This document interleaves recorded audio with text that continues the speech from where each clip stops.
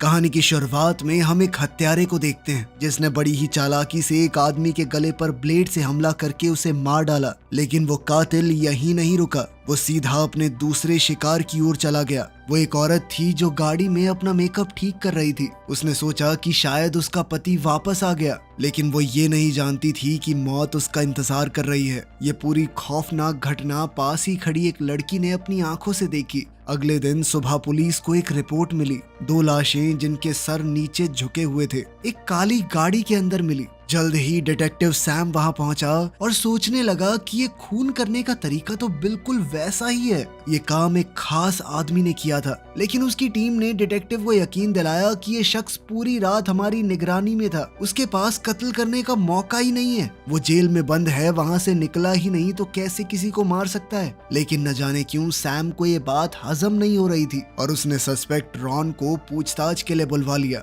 Ron ने सीधे मुंह एक भी सवाल का जवाब नहीं दिया। उसका ये घमंड सैम को बहुत ज्यादा चुभ रहा था, लेकिन उसके खिलाफ कोई सबूत था नहीं, इसीलिए पूछताछ बस फॉर्मेलिटी बन गई। जाते वक्त रॉन एक जवान लड़की से टकरा गया। उसका असली खतरनाक रूप एक पल के लिए सामने आया, लेकिन उसने तुरंत अपने आप को संभाल लिया। उसे लगा कि पुलिस स्टेशन में इस तरह की हरकत करना ठीक नहीं होगा, पर वो ये नहीं जानता था कि ये वही लड़की है जिसने पिछले दिन जुर्म होते हुए देखा था। लड़की ने भी कुछ बोला नहीं, बस वो बड़े ध्यान से रॉन को देखती रही।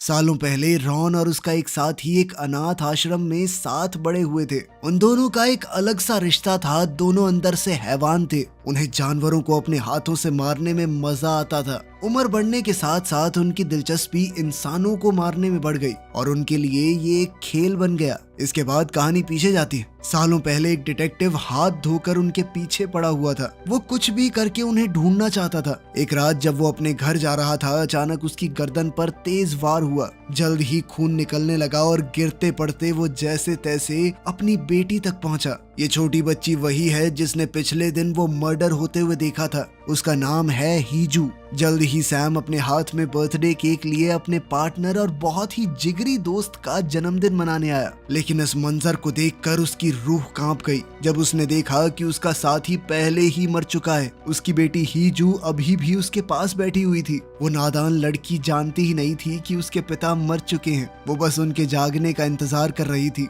ताकि वो दोनों मिलकर उनका जन्मदिन मना सकें। ये देखकर रॉन के दिल में गहरा दर्द उठा। उसे लगा था कि कातिल का कोई सुराग नहीं है, शायद बच निकलेगा। लेकिन जल्द ही वो कातिल पकड़ा गया। उस पर कई मुकदमे चले। रॉन ने कुछ महीनों में ही 7 कत्ल किए थे, लेकिन सबूत सिर्फ एक के लिए ही मिल पाए। इसीलिए उसे सिर्फ और सिर्फ 15 साल की सजा हुई। विक्टिम के परिवार वाले इस फैसले को समझ भी नहीं पाए। सैम को इस बात का बहुत गुस्सा था कि ये जानवर 15 साल में छूट जाएगा। उस दिन उसने फैसला कर लिया था कि बदला लेकर रहेगा। तब से आज तक उसके दिल में बदले की आग जल रही थी। उसने कसम खाई कि रॉन को उसके जुर्मों का हिसाब देकर रहेगा। छोटी हीजू ने ये सब देखते हुए कातिल का चेहरा हमेशा के लिए अपने दिमाग में बसा लिया था। लेकिन जब सब लोग गम में डूबे हुए थे, उनकी नजर एक आदमी पर नहीं पड़ी जो अंधेरे में छुपा हुआ था। सिर्फ रॉन ये बात जानता था कि जिसने उसे धोखा देकर जेल भिजवाया है वो उसका पुराना करीबी दोस्त है, वही हत्यारा जिसे हमने कहानी की शुरुआत में देखा था। दरअसल उन दोनों को एक लड़की से प्यार हो गया था।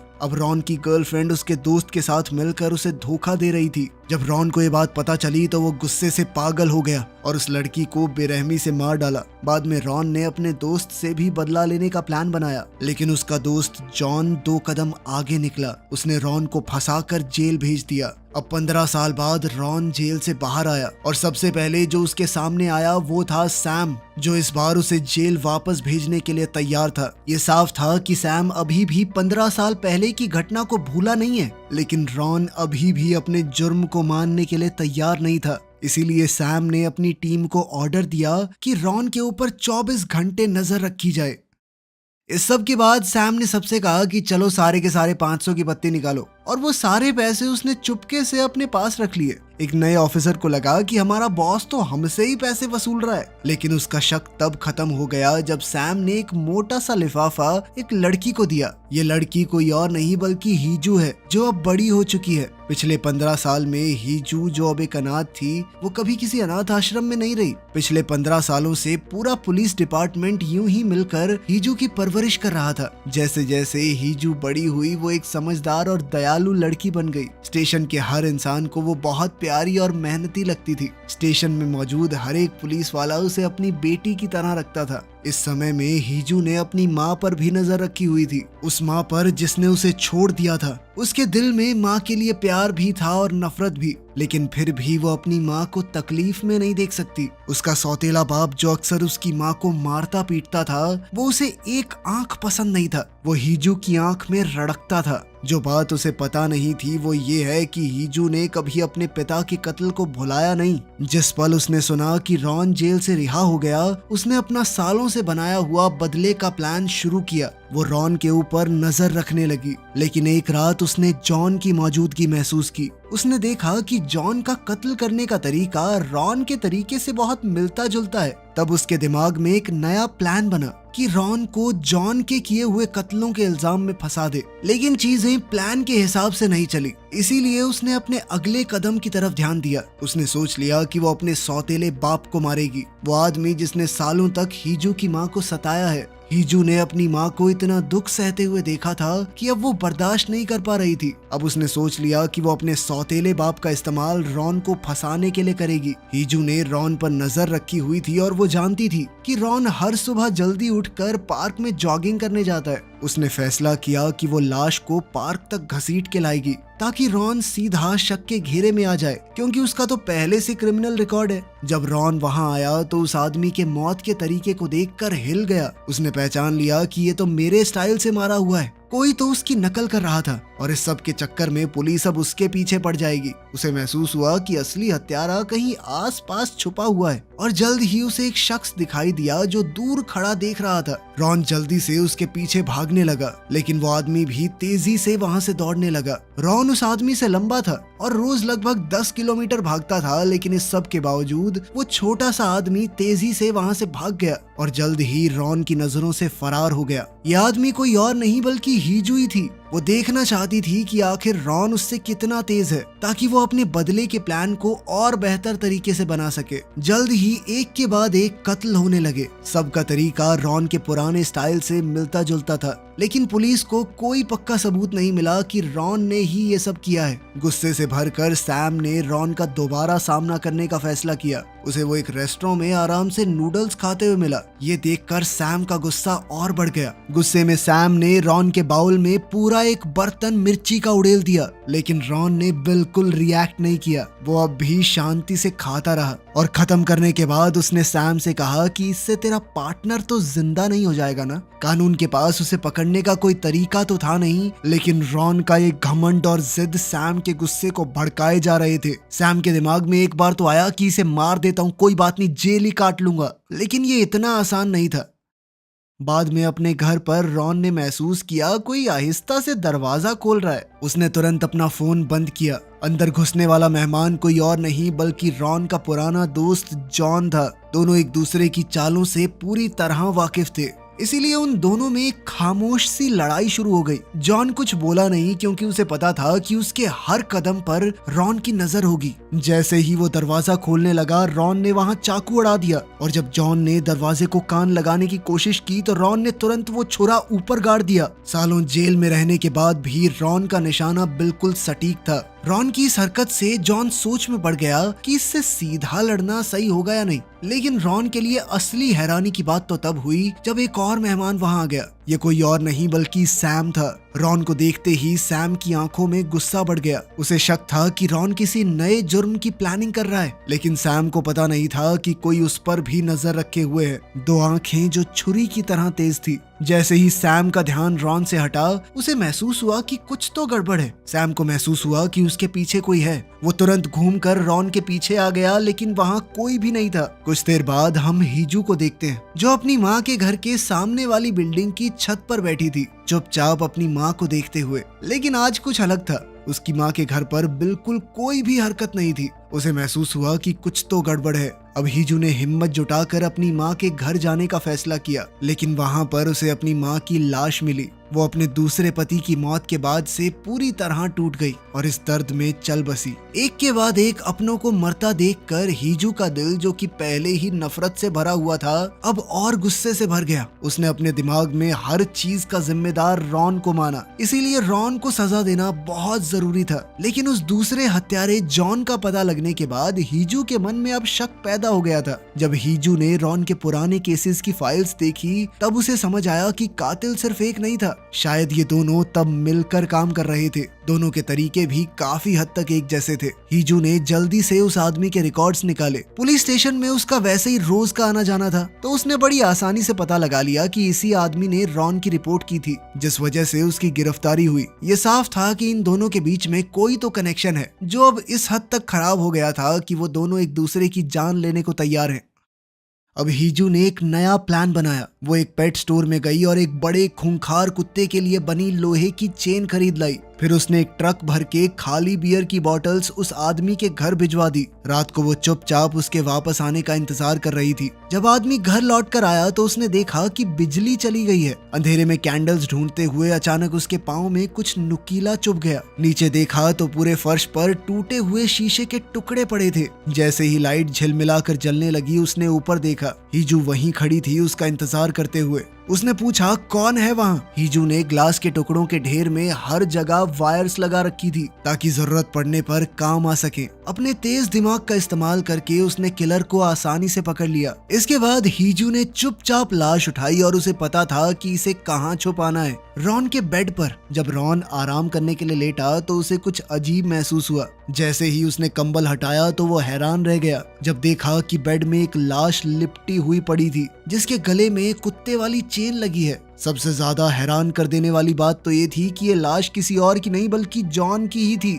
उसे किसी ने बेरहमी से मारकर वहां छोड़ दिया था। जब रॉन समझने की कोशिश कर रहा था कि क्या हुआ, तब हीजू पीछे से अचानक छलांग मारकर उस पर टूट पड़ी। उसने एक और डॉग चेन से रॉन का गला दबा दिया। मारने के लिए नहीं, बस बेहोश करने के लिए। वो ऐसा दिखाना चाहती थी कि इन दोनों किलर्स के बीच में लड़ाई हुई और फिर रॉन ने जॉन को मार दिया। रॉन इस तरह मर्डर के चक्कर में फंस जाएगा और पुलिस उसे पकड़ लेगी। लेकिन जैसा उसने सोचा था वैसा नहीं हुआ। रॉन थोड़ा जल्दी होश में आ गया। पुलिस जब पहुंची तो उन्होंने कमरे में लाश देखी, लेकिन रॉन वहां नहीं था। उन्हें बस एक सुराग मिला, बेड पर ताजा खून। सैम ने खून देखा कि अभी तो गर्म है और समझ गया कि रॉन भागा नहीं है, वो इसी बिल्डिंग के अंदर है। उसने तुरंत होटल लॉक करने का ऑर्डर दिया और हर कमरे को चेक करना शुरू कर दिया। फिर एक दूसरे कमरे में पुलिस ने अजीब सी चीज देखी। एक आदमी और एक औरत दोनों खून में लिपटे हुए बाथ टब में पड़े थे। हैरानी की बात यह थी कि वो दोनों जिंदा थे। पुलिस ने तुरंत दोनों को हॉस्पिटल भेजा। जब नर्स होश में आई औरत से बात करने लगी तो उसके चेहरे पर डर साफ दिख रहा था। वो घबरा कर अपने आसपास देख रही थी, कुछ इशारा करने की कोशिश कर रही थी, लेकिन नर्स को लगा कि वो शॉक में है। उधर रॉन चुपचाप उसे धमका रहा था मुंह बंद रखने के लिए। इस चाल से रॉन को होटल से चुपके से निकलने का मौका मिल गया। साथ ही उसे दोबारा से निर्दोष लोगों को मारने का मौका भी मिल गया था। इसी बीच सैम, जो क्राइम सीन पर था, सोचने लगा कि रॉन आखिर भागा कैसे। तब उसने बेड के नीचे खून का एक निशान देखा। मैट्रेस उठाते ही पता चला कि इस कमरे में रह रहा आदमी तो वहां मरा पड़ा था। रॉन पहले ही बिना कोई निशान छोड़े निकल चुका था। अपना प्लान पूरा करने के बाद हीजो को लगा कि चाहे रॉन पकड़ा ना भी जाए, लेकिन अब वो एक वांटेड किलर है। अब बात अपने आप खत्म हो जाएगी। अब वो अपने सपने पूरे करने पर ध्यान दे सकती है। लेकिन जब उसने अखबार में हेडलाइन देखी तो वो हिल गई। पुलिस वालों ने यह तय कर लिया था कि रॉन किलर नहीं है। उसके खिलाफ उन्हें कोई खास सबूत नहीं मिला था। दरअसल ये ऑर्डर्स ऊपर से आए थे कि रॉन का नाम साफ कर दो, क्योंकि वो नहीं चाहते थे कि पुलिस एक ही आदमी को पकड़ने में नाकाम घोषित हो जाए। लोग बोलने लगेंगे ना कि एक हत्यारे को पकड़ नहीं पा रहे। सैम इस सबसे ज्यादा खुश नहीं था। ये सुनकर हीजू बहुत परेशान थी। उसने तय कर लिया था कि इस दरिंदे को इसके गुनाहों की सजा दिलाकर रहूंगी। उधर रॉन ये तो जानता था कि पुलिस उसका कुछ नहीं बिगाड़ सकती,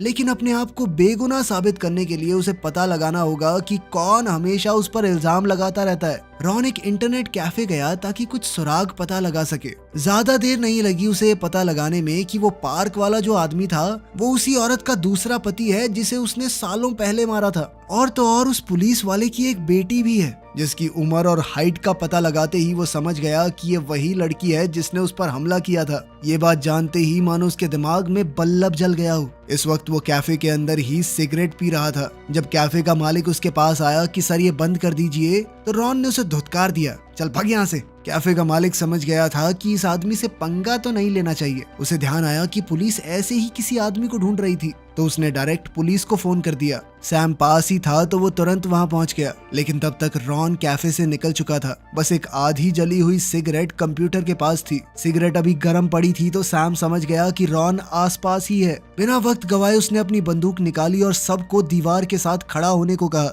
वो एक के बाद एक सबको चेक करने लगा, लेकिन भीड़ में छुपे हुए रॉन ने तुरंत झपट्टा मारकर सैम पर हमला बोल दिया। वो तुरंत बचकर बाहर की तरफ भागा और रास्ते में एक पुलिस वाले से टकरा गया। वो पुलिस वाला अभी भर्ती हुआ था तो गोली चलाने में थोड़ा हिचकिचाया। इतने में तो रॉन ने अपनी छुरी उसकी छाती में गाड़ दी, लेकिन उसे मारा नहीं। वो जानता था कि कोरिया में एक पुलिस वाले को मारना बहुत बड़ी दिक्कत हो जाएगी, फिर कुत्तों की तरह ढूंढेंगे मुझे। इसीलिए उसने पुलिस वाले की थोड़ी मरहम पट्टी कर दी ताकि वो बच जाए। फिर सैम की गाड़ी में ही वो सीधा पुलिस स्टेशन गया। गाड़ी देखकर तो गार्ड भी उसे डायरेक्ट सल्यूट मार रहे थे। उसके लिए सबसे खतरनाक जगह ही सबसे सेफ बन गई। उसका असली मकसद गाड़ी वापस देना थोड़ी था, बल्कि वो तो हीजू का एड्रेस निकालने आया था। इत्तेफाक से हीजू भी स्टेशन में ही मौजूद थी। उसने रॉन को छुपते हुए अंदर जाते देख लिया, लेकिन ऑफिसर्स को बताने की बजाय वो चुप रही, क्योंकि उसे पता था कि अगर छुपकर पुलिस स्टेशन में घुसते हुए पकड़ा गया तो सारी जिंदगी जेल में नहीं रहेगा, कुछ सालों में फिर बाहर आ जाएगा। अब हीजू ने अपना आखिरी प्लान बनाया। वो समझ गई थी कि रॉन पुलिस को बेवकूफ बना के आसानी से एड्रेस निकाल लेगा और फिर उसका टारगेट तो वो ही होगी।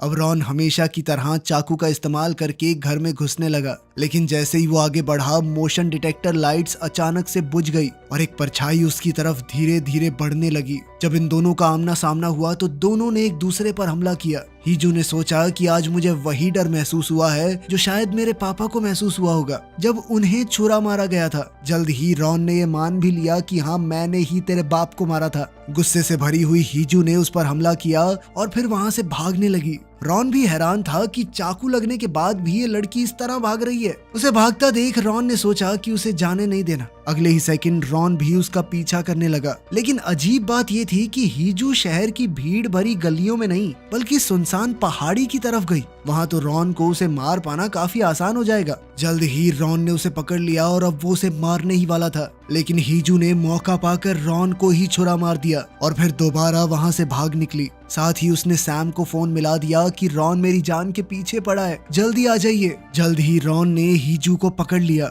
लेकिन फिर भी इस बार उसे कुछ नहीं किया। रॉन जानता था कि इस लड़की को पुलिस वालों ने पाला है, वो उसे मारने नहीं वाला था। वो तो उल्टा हीजू के खिलाफ सबूत हासिल करके उसे फंसवाकर अपना नाम साफ करना चाहता था। जैसे ही हीजू को उसका इरादा समझ आया तो वो फिर से छूटकर पहाड़ों की तरफ भागी। कुछ देर बाद जब रॉन पहाड़ी के ऊपर एक पार्क में पहुंचा तो उसने देखा कि हीजू आराम से वहां झूल रही थी। उसकी आंखों में एक पक्का इरादा था। उसने अपना स्कार्फ निकाला और जानबूझकर रॉन के सामने फेंक दिया और फिर कहा कि इसे सैम को दे देना, ठीक है। उस वक्त रॉन को लगा कि हीजू बस पागल है। हीजू के गले में उस वक्त वही कुत्ते वाला कॉलर बंधा हुआ था। रॉन को समझ ही नहीं आया कि आखिर ये सब हो क्या रहा है। तभी अचानक पुलिस के सायरन्स की आवाज करीब आने लगी। तभी हीजू ने वो चेन अपने कॉलर से बांध दी और तेज तेज झूला झूलने लगी। उसने रॉन की तरफ देखकर कहा कि अब तुम्हारा खेल खत्म हुआ, सारी जिंदगी जेल में काटेगा तू। तेजी से झूलते हुए उसने अचानक से झूला छोड़ दिया।